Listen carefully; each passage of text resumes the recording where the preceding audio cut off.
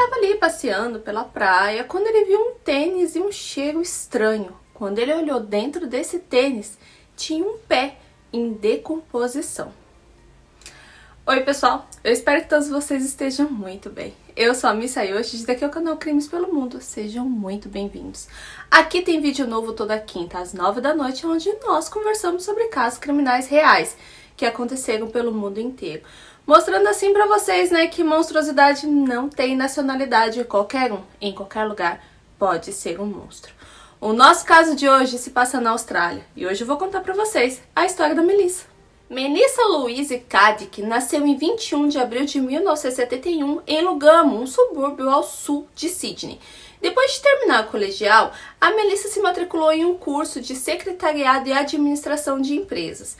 E na hora de procurar um emprego, a Melissa mentiu no currículo dela. Ela falou que na realidade ela tinha cursado, ela tinha feito finanças na Universidade de Tecnologia de Sydney. E depois de um tempo ali que esse caso veio a público, esse caso ficou bem famoso ali na Austrália, essa universidade ela veio a público e falou que a Melissa nunca tinha estudado lá. Só que, até o ponto dessa história aqui, ninguém sabia que a Melissa estava floreando o currículo dela, né? Então ela acabou conseguindo um emprego numa empresa de investimentos que fazia vários seguros ali. Ela trabalhou por um tempo e depois ela saiu. Depois que a Melissa saiu desse emprego, ela conseguiu um outro emprego numa das filiais ali de Sydney, de um banco de investimentos. Ela ficou trabalhando na administração desse escritório. E em 1998, cerca de 6 meses depois que ela assumiu esse cargo, os chefes delas descobriram que ela havia roubado cerca de $2.000 da empresa. Ela falsificou ali a assinatura do chefe dela em vários cheques e embolsou esse dinheiro. A empresa ela não quis processar a Melissa porque ela sabia que vários repórteres iam querer saber o que tinha acontecido. Ela não queria essa publicidade. Então eles fizeram um acordo com ela que ela devolveria esses $2.000 e que ela nunca mais pisaria ali. E foi isso que aconteceu. Então, pouco tempo depois dessa demissão, a Melissa ela conseguiu ser contratada como consultora financeira da Wise Finance Service. Então, trabalhando ali na Wise, ela acabou comprando uma participação da empresa, ela comprou 25% ali do negócio e para isso ela fez um empréstimo de $750 mil.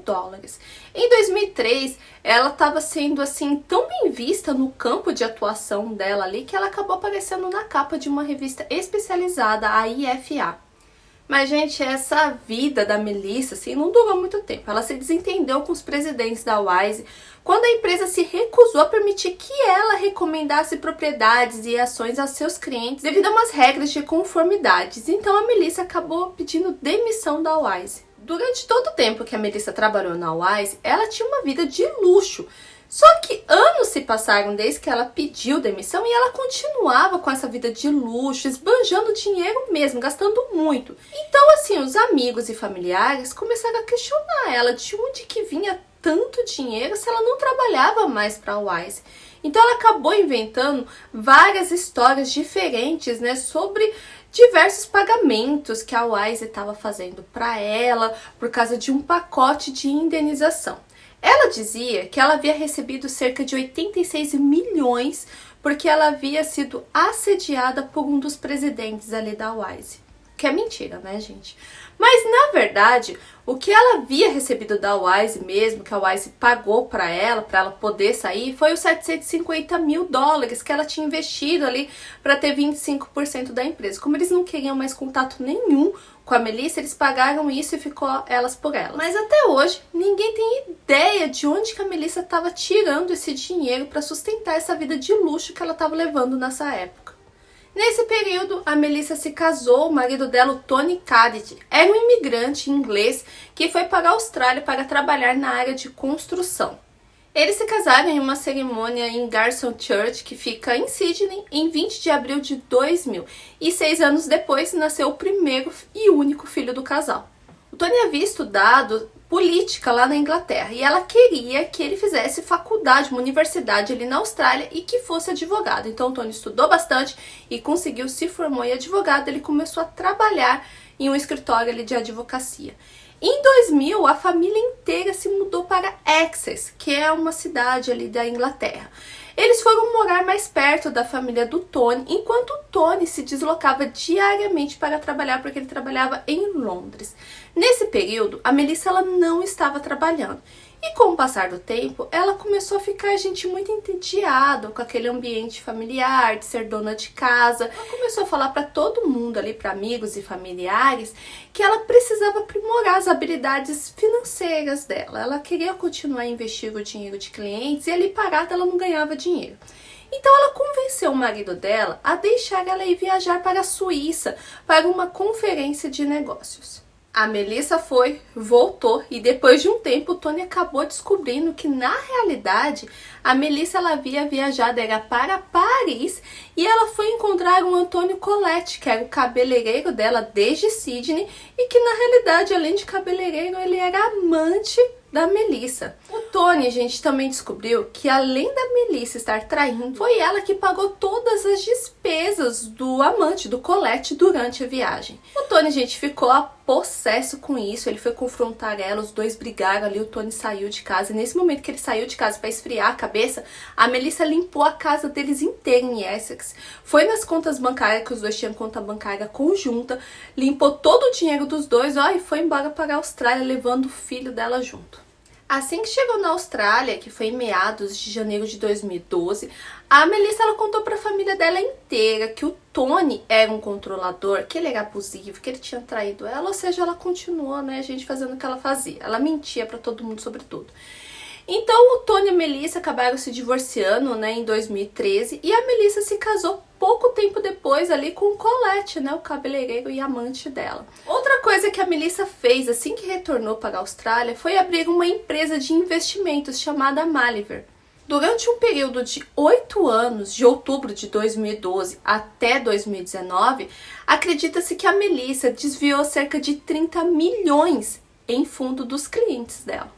E normalmente esses clientes que ela tinha, que queriam investir ali na empresa junto com ela, eram familiares, amigos, amigos dos amigos, amigos dos familiares. Gente, ela pegava o dinheiro dessas pessoas dizendo que iria investir e que ela conseguiria devolver para eles uma boa renda, ter um bom rendimento.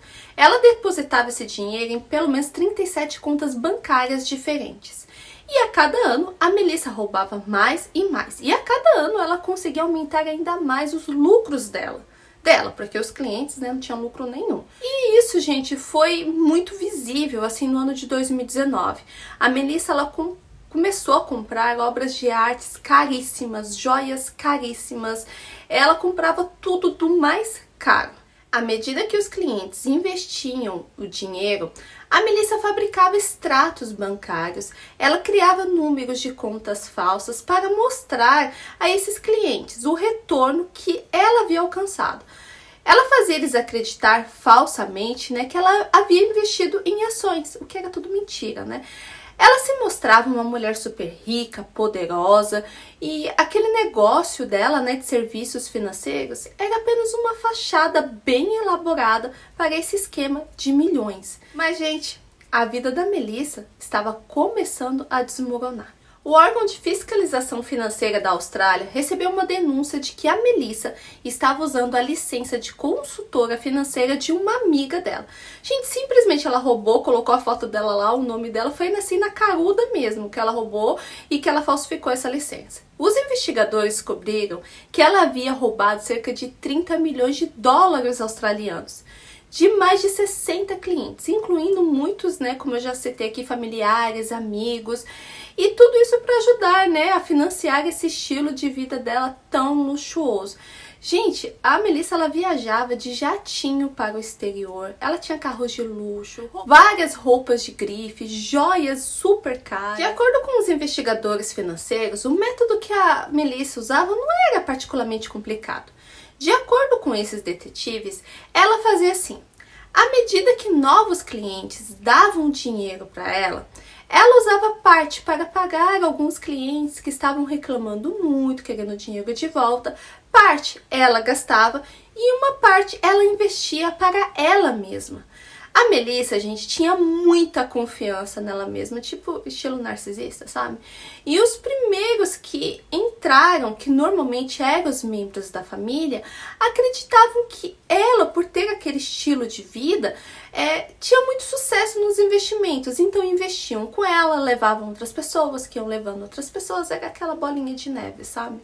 Então, tudo isso veio abaixo, né, em 11 de novembro de 2020, quando esse órgão de fiscalização foi até a casa da Melissa e entregou para ela uma intimação, para que ela comparecesse a um órgão responsável na manhã seguinte para prestar um depoimento, né, para falar sobre o que estava acontecendo.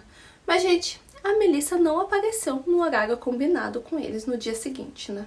No dia seguinte, em 12 de novembro de 2020, a Polícia Federal Australiana invadiu a casa da Melissa. E foi o marido dela, né, o Anthony Collette, que disse que recebeu a polícia ali. E ele falou que acreditava que a Melissa tinha saído horas antes para fazer as atividades físicas matinais dela. Ela gostava de correr, que ela não estava por lá.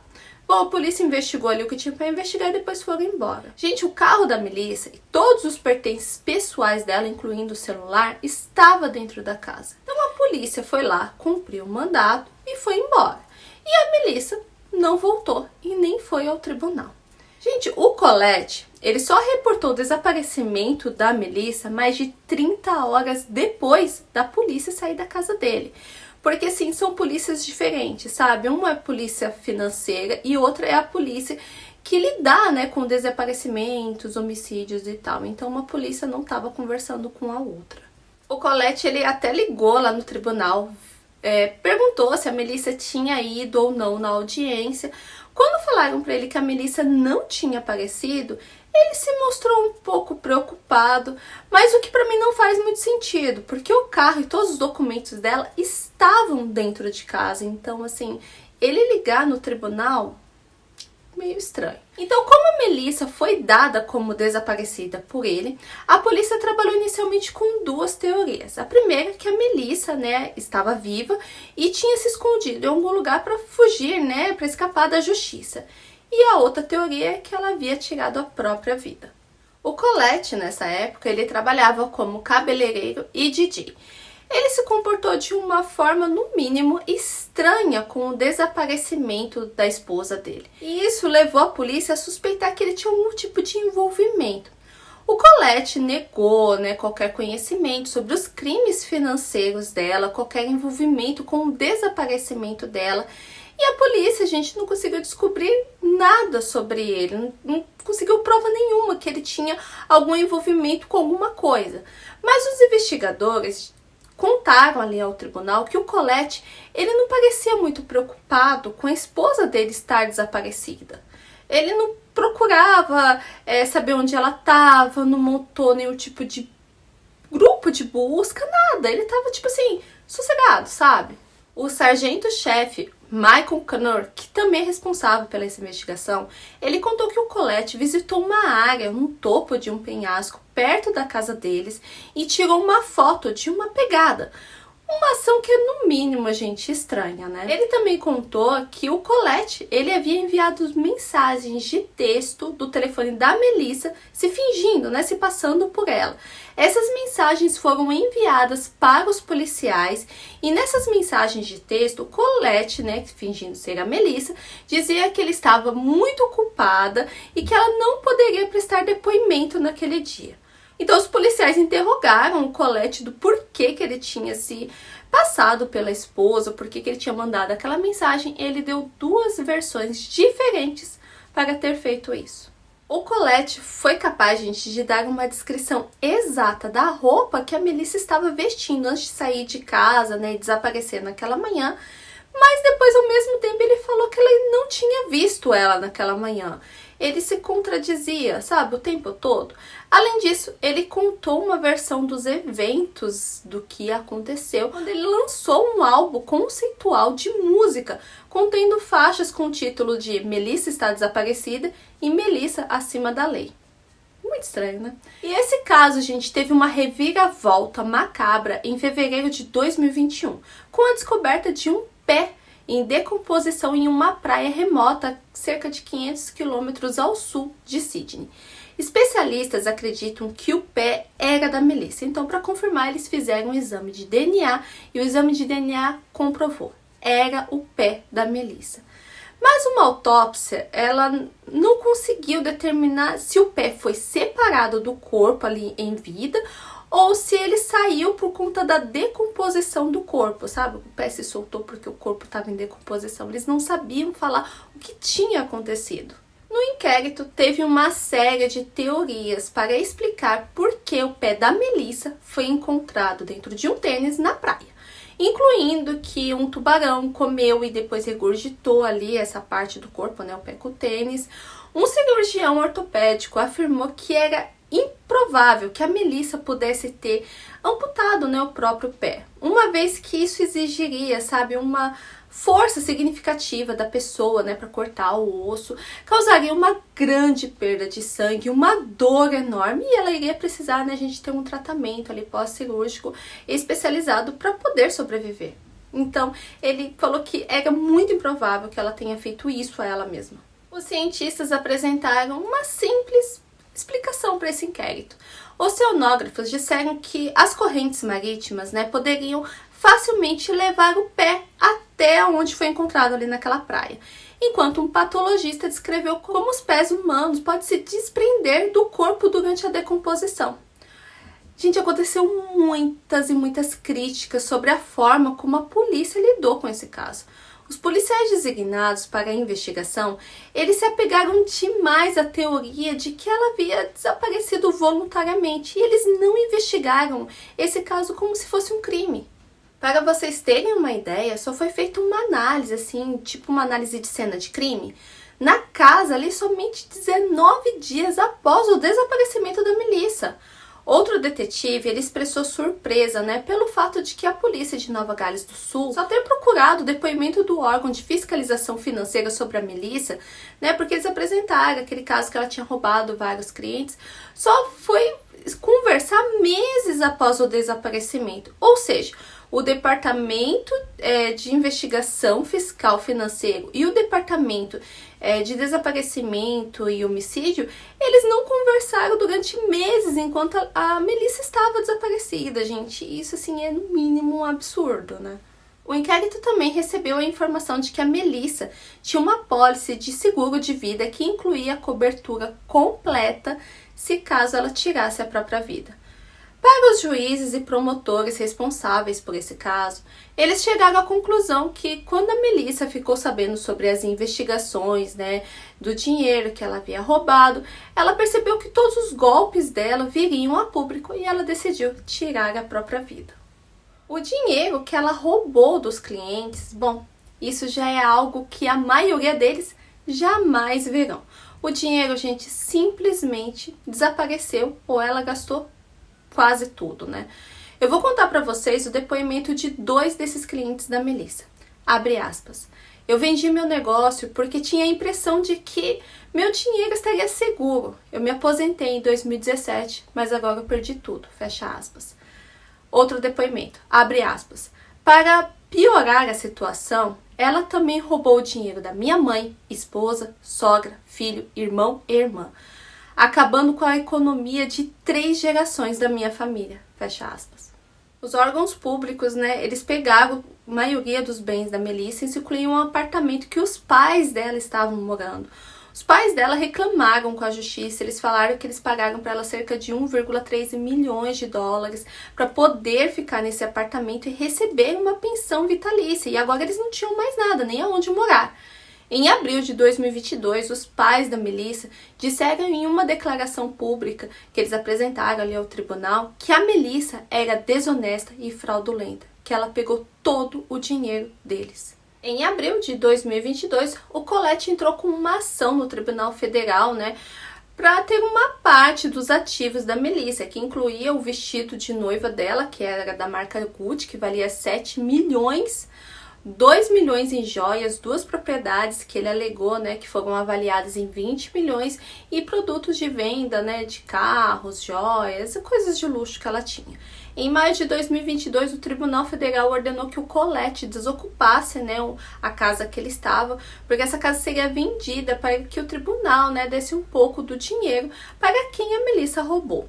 Em dezembro de 2022, roupas, artigos de arte, artigos de luxo, joias, pertences da Melissa foram vendidos em um leilão por cerca de 860 mil dólares. Esse dinheiro foi dividido entre alguns dos clientes da Melissa. Em janeiro de 2023, foi relatado que a casa da Melissa foi vendida por 9,8 milhões e foi originalmente, né, gente, comprada por cerca de 6,2 milhões. Então eles arrecadaram mais dinheiro ali.